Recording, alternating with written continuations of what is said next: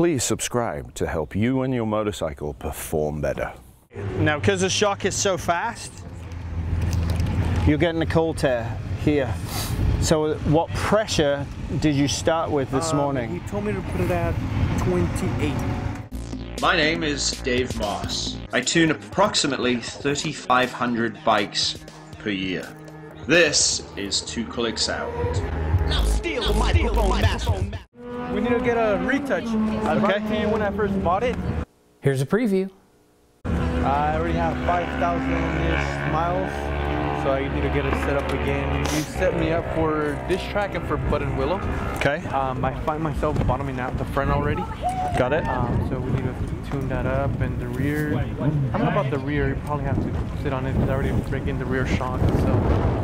So did you have Michelin's before this and put those on? I ran the Evo Cups. Okay. And after I'm using the Power RS for the cold right here. Yeah. Long. Yeah. Yeah. Yeah. Okay. Now, because the shock is so fast, you're getting a cold tear here. So what pressure did you start with this morning? He told me to put it at 28. Okay, I'm going to ask you to drop it to 26 before your next session, because that's going to rip itself apart here, cold, yeah.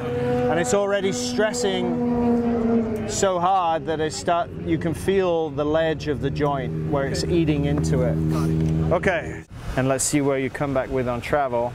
And if you maximize travel again, then I'm going to see if we've got anything left here. Okay. And if we don't, you need to upgrade the front end, because you are far better than it. You're not just better than it, you're a long way better. So let's see what you come back with on travel on this next run.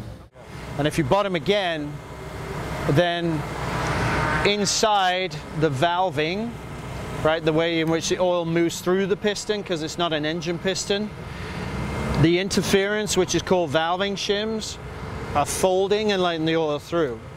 So then you change your internal configuration for valving shims to be much stiffer, so that as you put momentum into it, the number of shims that form basically an ice cream cone, there's more, and they're thicker. So as you initiate velocity, the oil comes out and the sides slower versus bending the shims to come through. Does that make sense? Yeah. So revalving would be your next step, especially with compression, so that when we're in on the dash, we're on 16 to 18, somewhere around there, to 24. Now we're right in the middle. If you've got a bumpier track, you can go to the high 20s. If you've got a fast, very aggressive track, you can go down to the teens. Now you've got all the damping adjustability you need. So, 2 questions. Yep. Obviously, rider weight has something to do with that. Sure. But predominantly rider skill, not necessarily weight. Okay. Because when you think about weight, you can't make that weight be a factor unless you've got good braking skills. So the skill comes first. If I hang onto the bike more here, would that help? No? Okay. When was the cold tear from? That's off of Ferris's bike. He sold me this. Oh, so it's a used tire, so it doesn't count at all. Yeah, none of that's me. This is me up in front. Okay. But the rear's just a takeoff for today. I'm all fucking this thing. Oh, this one. It's too early. So select